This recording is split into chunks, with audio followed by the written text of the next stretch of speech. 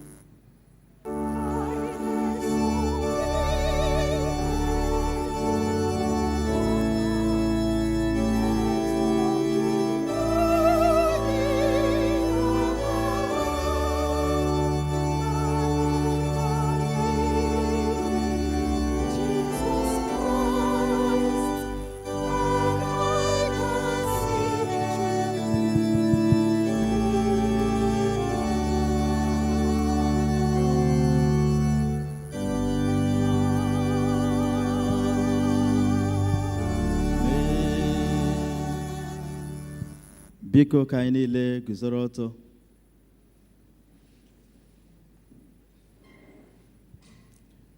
Ruo ụbọchị niile nke ụwa, ọghịgha mkpụrụ n'owuwe ihe ubi, n'oyi n'okpomọkụ, n'udu mmiri na ọkọchị, n'ehihie na abalị agaghị ebi. Ọ bụrụ na anyị asị na anyị enweghị mmehie, anyị na-eduhie onwe anyị, eziokwu ahụ adịghịkwa n'ime anyị. Ọ bụrụ na anyị ekwupụta mmehie anyị, ọ bụ onye kwesịrị ntụkwasị obi bụrụkwa onye ezi omume, ka o wee gbaghara anyị sachapụkwa anyị ajọ omume niile. Ka anyị kpere Chineke.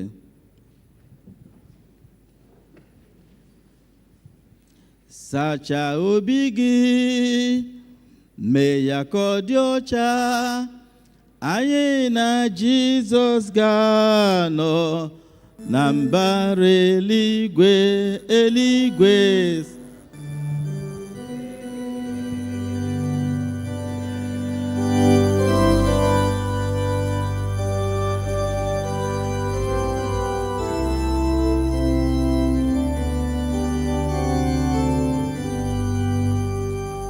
Sachaa obi gị,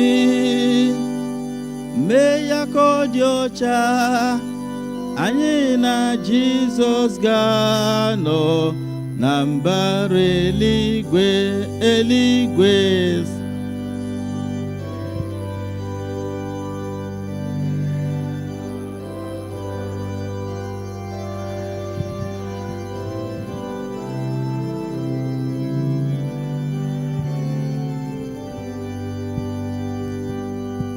Chee echiche ugbu a maka ndụ gị. Chee echiche ugbu a maka omume gị. Chee echiche ugbu a maka okwu ọnụ gị. Chee echiche ugbu a maka ebe niile ịzọbara ụkwụ ha na-enye aha Chineke otuto. Dịka ị nọ n'iru Chineke ugbu a, nwere ebe ị na-ahụta onwe gị dịka onye riri mpe? Were nwayọọ gbaa onwe gị ọtọ n'iru Chineke, kwupụta ezighị ezi niile bụ mmehie n'ime ndụ gị. Chineke anyị bụ onye obi ebere, ọ ga-agbaghakwara anyị njehie niile. Kwupụta mmehie ndị a n'iru Chineke.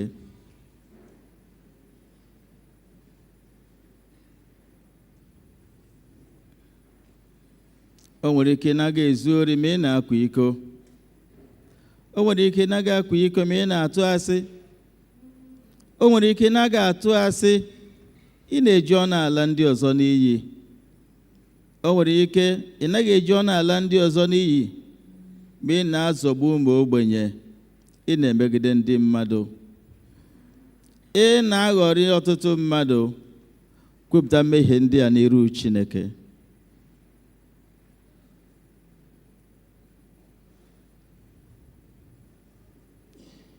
Ka ihe ọbụla wee ghara ịba ọgbachi nye anyị nata ngọzi niile kwesịrị anyị n'ebe a n'ụbọchị taa, mgbe anyị ga-achụchasị àjà nke harvest.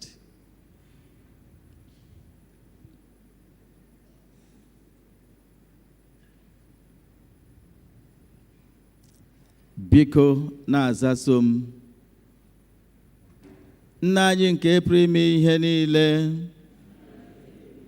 onye kasị ebere, anyị ejehiewo, kpafukwa n'ụzọ gị ka atụrụ furu efu. Anyị sokarịrị izuzu n'ọchịchọ nke obi anyị. Anyị emebi iwu gị dị nsọ. Anyị arapụghị ime ihe kwesịrị ka anyị mee. Anyị emeghịkwa ihe na-ekwesịghị ka anyị mee. Ezi ndụ adị n'ime anyị, ma gị onye nwe anyị mere anyị ebere. Anyị ndị ọjọọ, ndị dị mere ebere, Chineke rapụ ndị kwupụtara ihe ọjọọ ha mere, weghachi ndị na-echegharị uche ha dịka nkwa gị ka ị kwere mmadụ niile n'ime Kraịst Jizọs bụ onye nwe anyị. Kwee, Nna nke kasị ebere, n'ihi ya ka anyị wee sibe ugbu a dịba ndụ iyi Chineke na nke ezi omume na nke anya udo, ka uto wee dịrị aha nsọ gị site na Jizọs Kraịst bụ onye nwe anyị. Amen.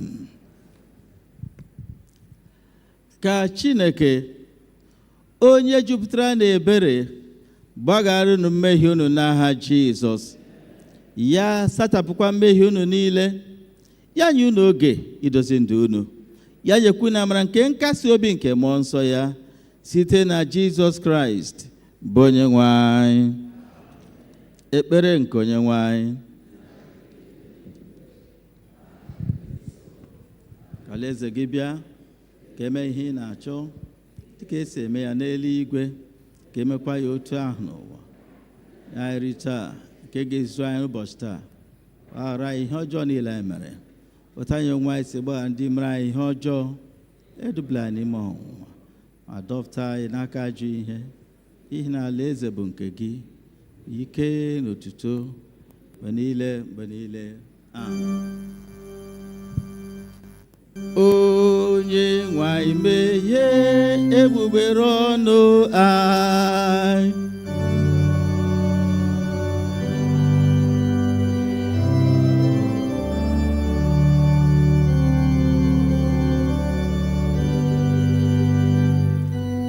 Chineke zọpụta anyị ọsọsọ.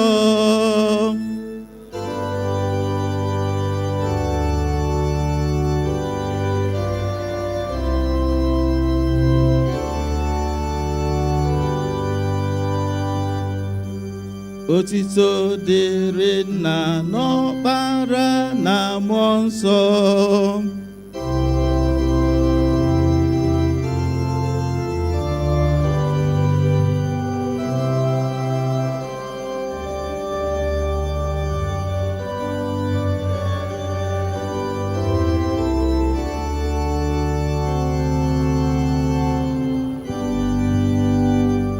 Tobenụ Onyenwe anyị.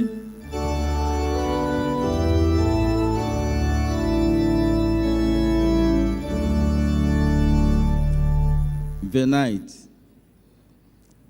Ọ dị na page 7 n'akwụkwọ eji wee na-aka ụka.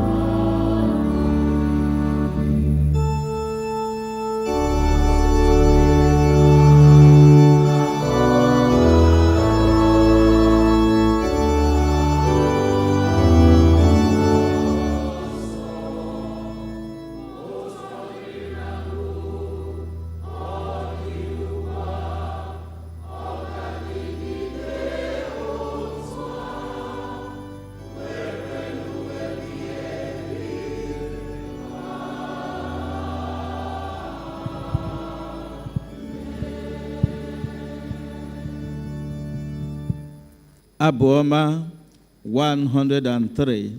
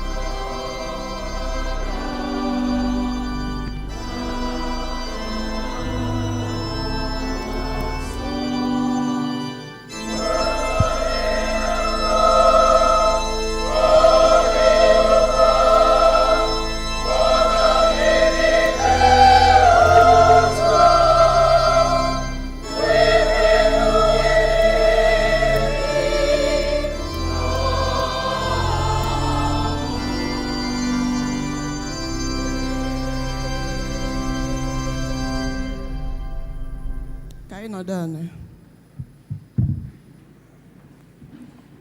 Ihe ọgụgụ anyị nke mbụ ga-esite n'akwụkwọ prọfet Hagai isi nke mbụ malite n'amaokwu nke 7. Otu a ka Jehova nke usi niile nke ndị agha sịrị, tụkwasịnụ obi unu n'ụzọ niile unu, rigoonu n'ugwu, bute osisi, wee ụlọ a, ọ ga-atọkwara m ụtọ, a ga-asọpụkwara m, ka Jehova sịrị.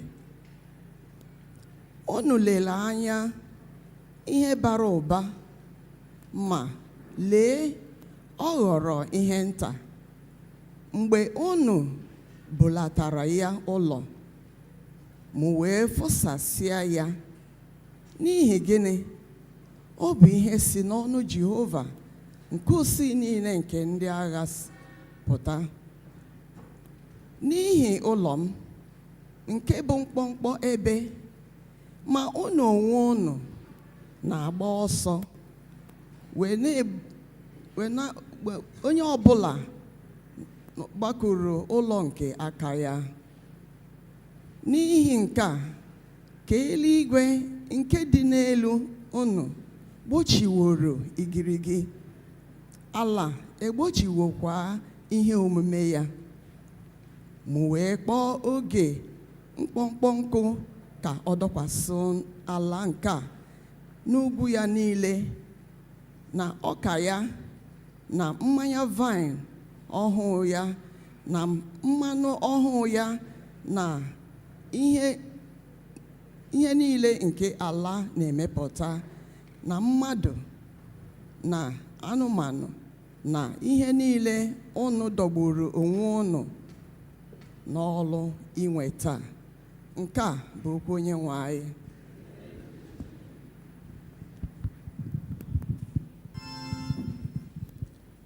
Tidum Laudamus.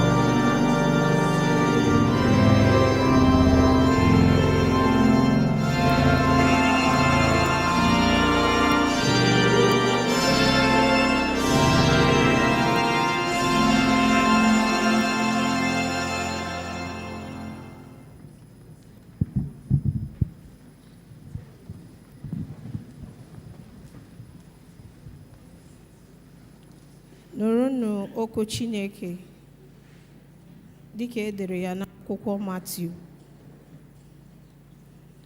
isi nke 6 malite ịgụ na amaokwu nke 19. Hear ye the word of God as it is written in the book of Matthew, chapter 6, beginning to read from verse 19.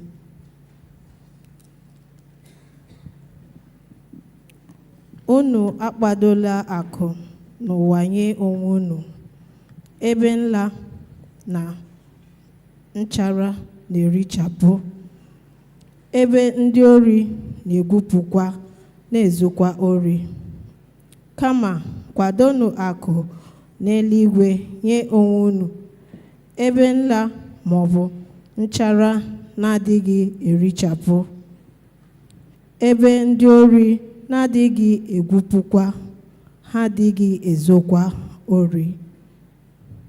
N'ihi ebe akụ gị dị, n'ebe ahụ ka obi gị ga-adịkwa. Oriọna nke arụ bụ anya.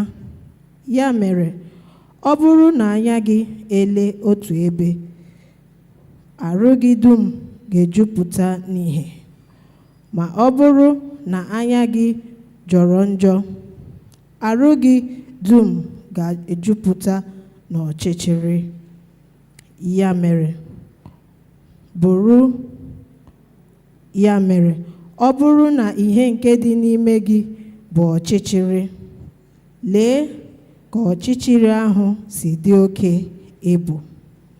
Ọ dịghị onye ọbụla pụrụ ịbụ oru nke nna abụọ, n'ihi na ọ ga-akpọ otu onye n'ime ha asị, hụ ibe ya n'anya, ma ọ bụghị otu a, ọ ga-ejide otu, lelie ibe ya anya. Unu apụghị ịbụ oru Chineke na akụ.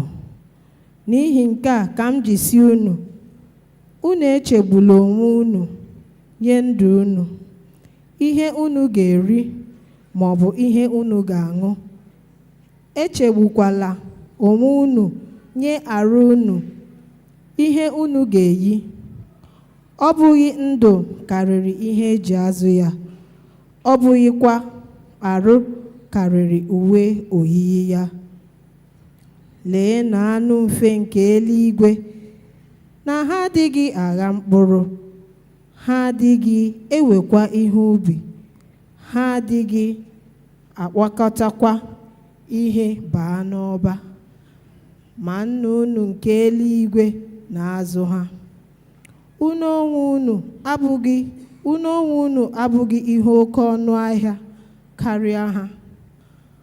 Ma onye n'etiti unu pụrụ ịtụkwasị otu kubit n'ogologo ya site n'ichegbu onwe ya? Gịnị mere unu na-echegbu onwe unu nye uwe oyiyi? Ribanụ uru dị nke obiọma, otu ha na-eto eto. Ha adọgbughị onwe ha n'ọlụ, ha atụghịkwa ogho. Ma asị m unu na ọbụna Solomon na ebube ya niile, ọ baghịkwa ya akụ dị ka otu a n'ime ndị a. Ma ọ bụrụ na Chineke yikwasị ahịhịa nke ubi uwe otu a, nke dị taa, echi atụba ya n'ite ọkụ, ọ ghaghị iyikwasị karịa unu uwe nke ukwuu, unu ndị okwukwe nta. Ya mere, unu echegbula onwe unu sị, gịnị ka anyị ga-eri, ma ọ bụ gịnị ka anyị ga-aṅụ, ma ọ bụ gịnị ka a ga-eji gbakwute anyị, bukwasị anyị? N'ihi na ihe ndị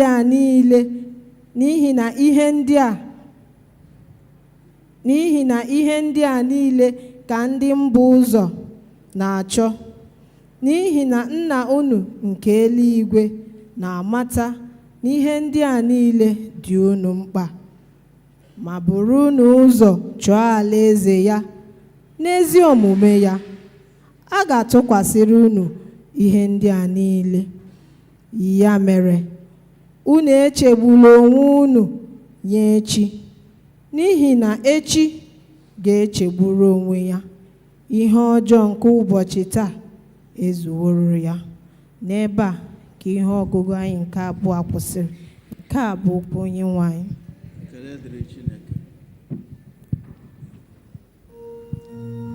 Benedicite Omnia Opera.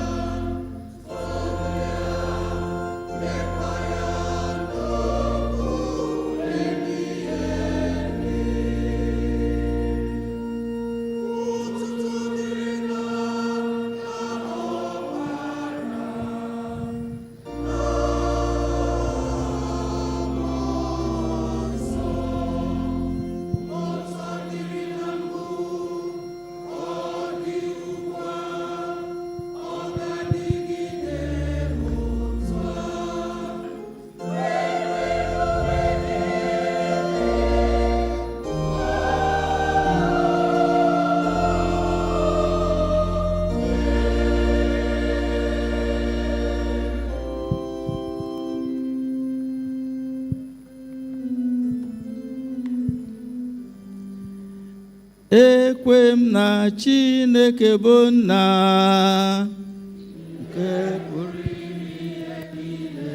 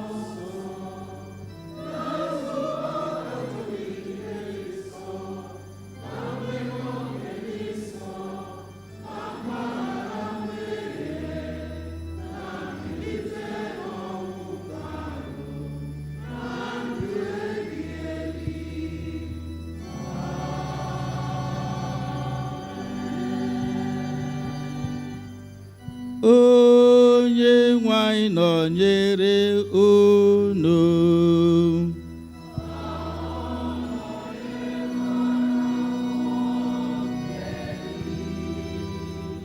Ka anyị kpere Chineke.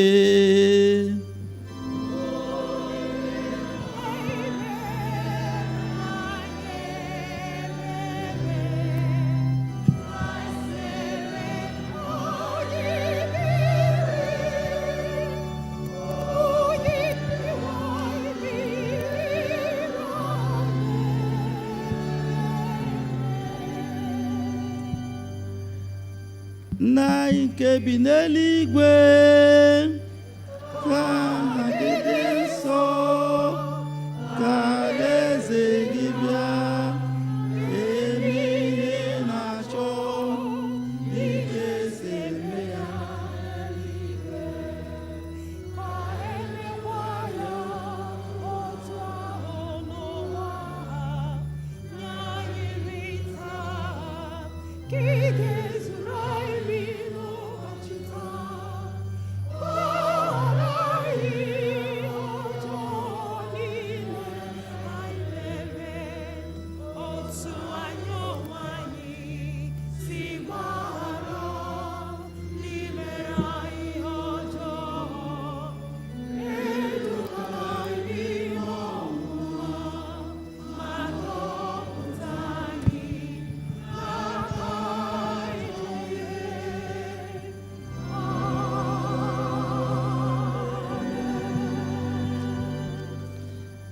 Jehova mee ka ihu ebere gị.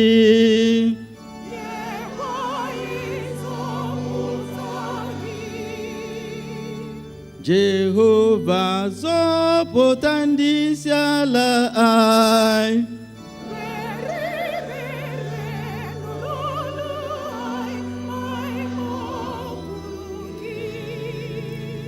Were ezi omume yikwasị ndị ozi gị.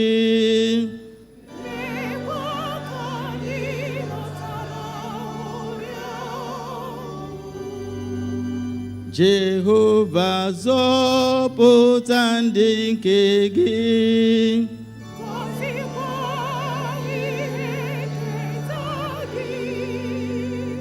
Jehova nye udo na mgbe anyị.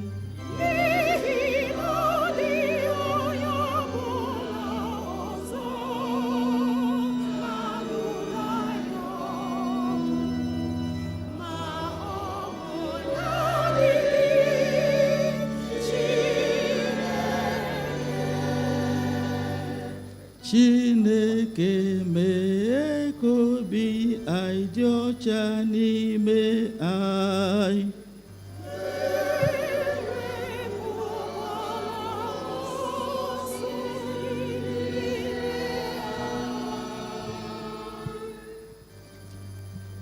Chineke nke pụrụ ime ihe niile, isitewo n'ọkpara gị kụziere anyị n'ịhụnanya bụ mmezu nke iwu, kwee ka anyị jiri obi anyị niile hụ gị n'anya, nakwa ndị agbata obi anyị dị ka onwe anyị, site na Jizọs Kraịst bụ onye nwe anyị.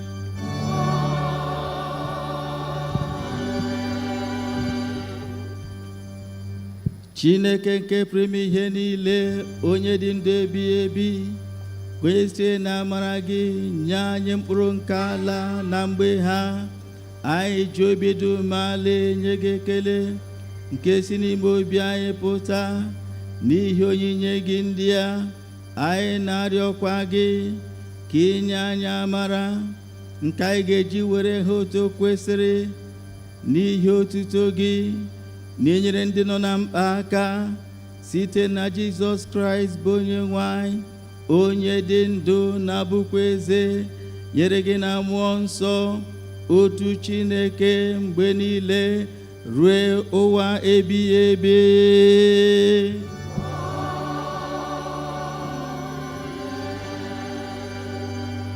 Chineke nke pụrụ ime ihe niile na nke eluigwe, anyị na-eto gị n'ihi mmezu nkwa gị nke ikweworo na ruo mgbe niile nke ụwa, ọghịgha mkpụrụ na owuwe ihe ubi agaghị ebi.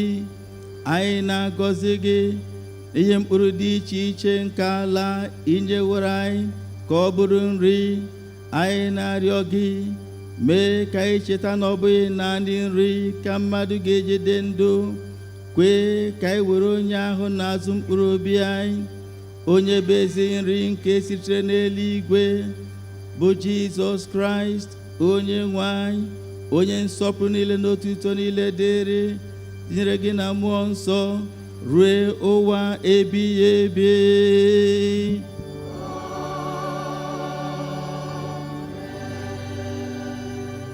Chineke onye wetara udo, onye hụrụ ịdị n'otu n'anya, onye nke mara gị bụ inwe ndụ ebighị ebi, onye ofufe a na-efe gị bụ ịpụzụ n'oru dum, na-alụrụ anyị ọgụ bụ ndị ori gị dum ala n'obi na mmegide niile nke ndị iro anyị, ka ghara ịtụ egwu ike onye ọbụla na-emegide anyị, ebe anyị tụkwasịrị obi na gị ga-alụrụ anyị ọgụ site n'ike Jizọs Kraịst bụ onye nwe anyị.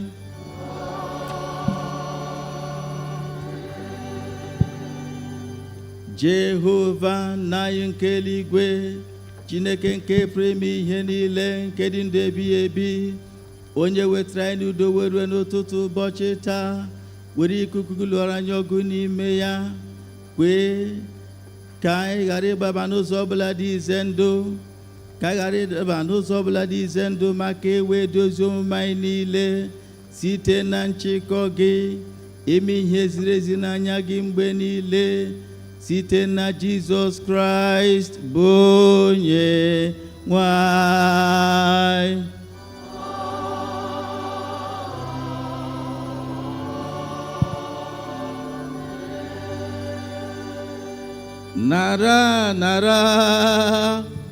Nara ekele, Chineke dị ndụ, sị gị riwe otuto.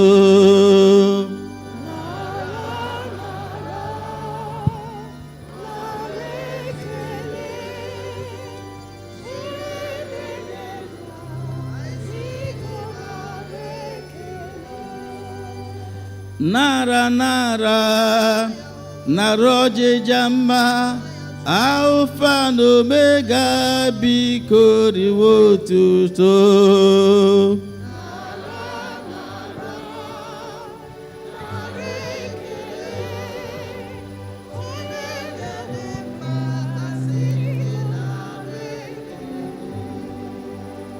Dịka ị nọ n'iru Chineke ugbu a maka ememe harvest, nke a bụ mmezu nkwa nke Chineke kwere anyị nwa bụ mmadụ okereke. Kelee ya ekele ugbu a, jaa ya mma n'ụzọ pụrụ iche. Ọ dịghị ihe na-atọ Chineke ụtọ, ọ dịghị ihe na-adị ezi mma karịa mgbe ụmụ ya na-eto ya na-adị ya mma n'ihi amara ya nke na-abara anyị ụba.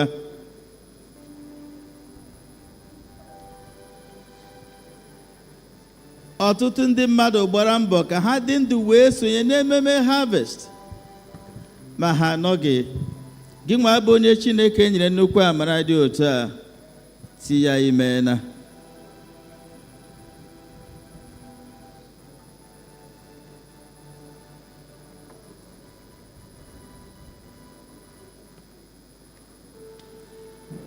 Kelee ya n'ihi ndụ, kelee ya n'ihi ahụike, kelee ya n'ihi ọgwụgwọ nsọ, kelee ya n'ihi amara ije. N'agbanyeghị ifufe niile nke ụwa, Chineke mere ka ndụ fọdụrụ anyị. Biko nye ya ekele.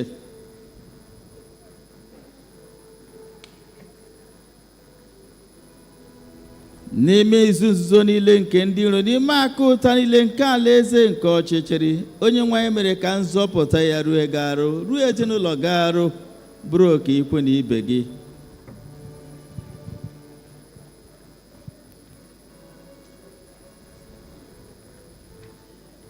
N'ihi na asị na ọ bụghị Chineke nke dịnyere anyị, ndị iro aka ṅụrụ iwu ọṅụ. Chineke ekweghị ka ọ dị otu a.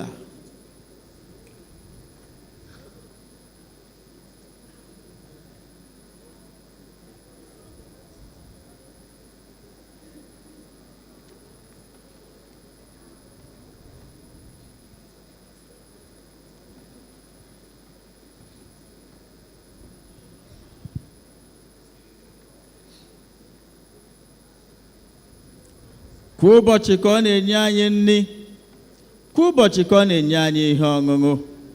O kweghị ka agụgụ gbuo anyị, o meghị ka akpịrịkpa anyị nkụ.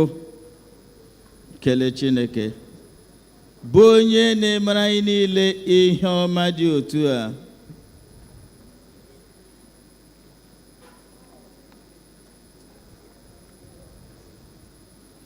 Gịnị ka m ga-eji kelee Jehova? Gịnị ka m ga-eji kelee onye kere ụwa? Gịnị ka m ga-eji kelee ọkaka na mmeso niile o mesoro m n'ime ụwa? Chee echiche maka ịdị mma Chineke, nye ya ekele.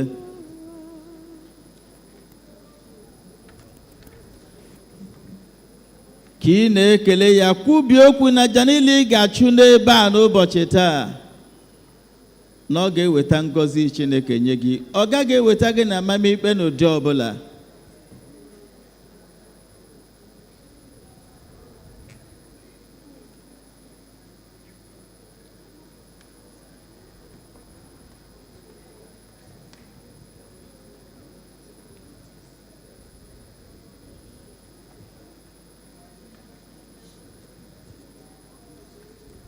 Chee ndị ozi Chineke n'iru Chineke n'oge a, malite na primate anyị bụ Henry, ruo na dean anyị bụ Blessing, ruo na archbishop anyị bụ Michael, ruo na bishop anyị bụ Akimpelu, na ndị ozi ndị ọzọ n'ogogo dị iche iche bụ ndị na-ejere Chineke ozi n'ubi vine ya.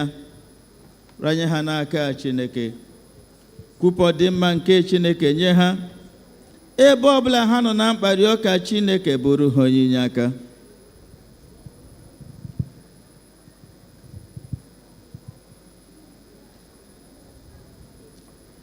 Rịọ ka Chineke mejupụta ụmụ ya ndị ya n'otite mmanụ bụ nke ha ga-eji wee na-ejere ya ozi. Ti Chineke biko konye ite egwu ya n'ime ndị ozi ya.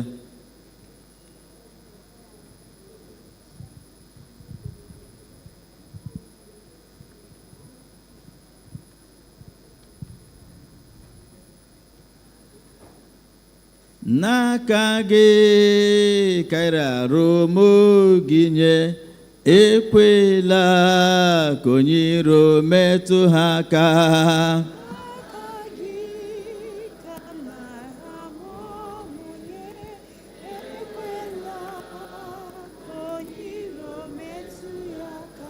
N'aka gị Chineke ka ị rara ndị ozi gị nye, ekwela ka onye iro metụ ha aka.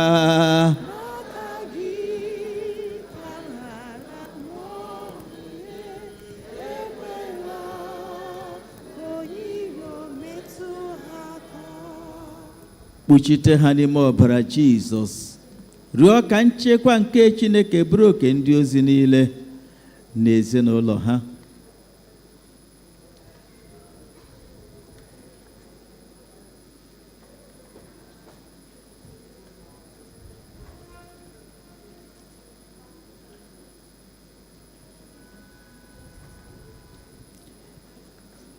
Cheta ndị ọrịa na ekpere, ndị nọ na mkpa dịgasị iche iche, ndị ọnọdụ ha dị ala. Rịọ ka Chineke bụrụ ha onye inye aka.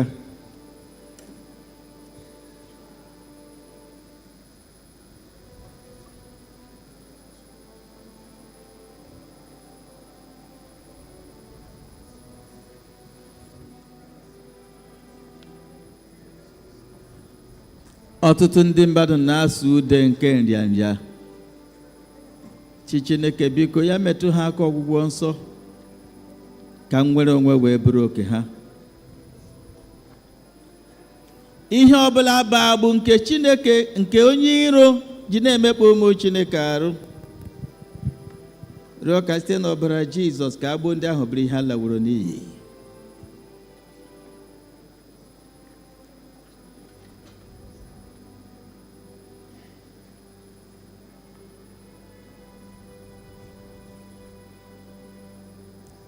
N'ụbọchị taa, anyị niile azọbanyewo ụkwụ n'ime izu ụka ọhụrụ.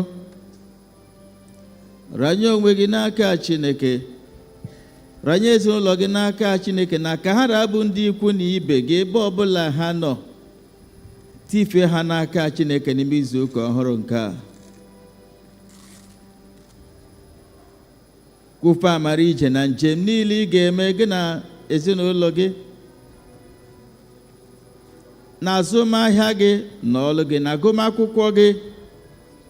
Kwupụ ịdị mma nke Chineke, kwuo okwu maka mmepe ụzọ na agamniru.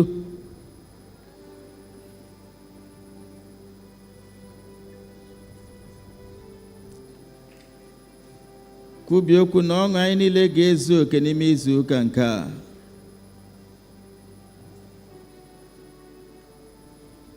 N'ihi na Chineke anyị pụrụ ime ihe niile.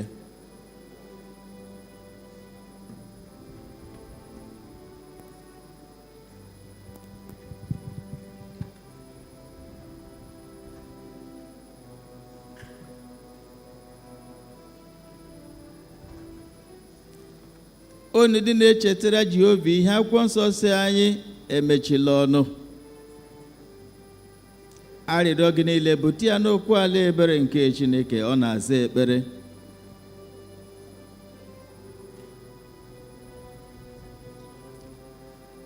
Ọbụladị 40 days prayer nke chọọchị nke a ganyere aka n'ime ya, kwubie okwu na ọ ga-amịta ezi mkpụrụ. Si Chineke na ebere ya ka o tinye ụmụ ya niile ọnụ n'ọkụ n'obi ije oke ekpere nke a wee kpọrọ ihe.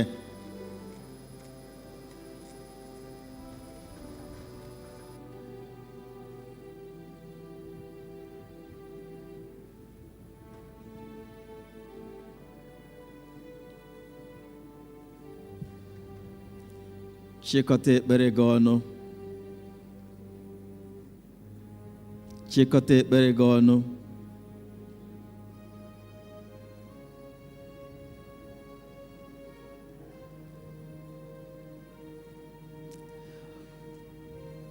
Onye nwe anyị na Chineke anyị na-ekele gụrụ nyere anyị ohere ibutarịrị anyị ndị a n'iru gị n'ụbọchị taa. Gosi anyị rịọ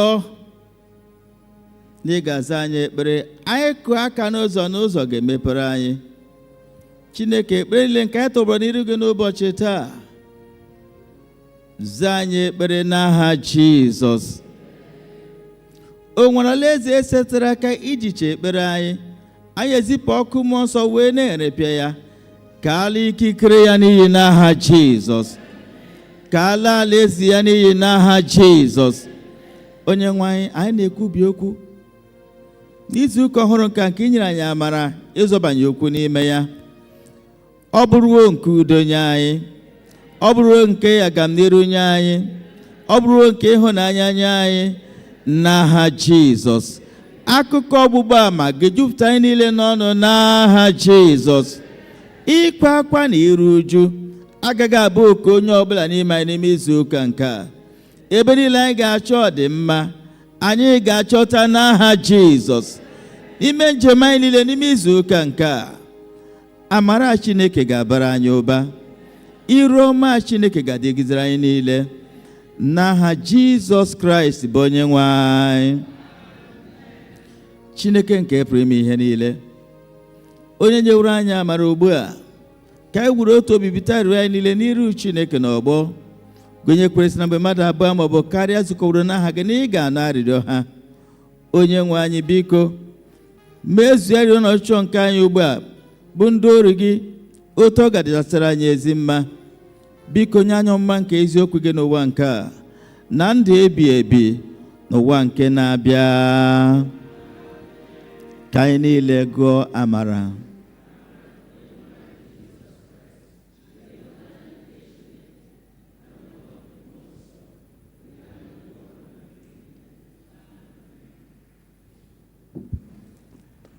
Anyị ga-ejikọrọ onwe anyị n'okwu Chineke site n'ịbụ abụ 309, ọ dị na page 9, 319.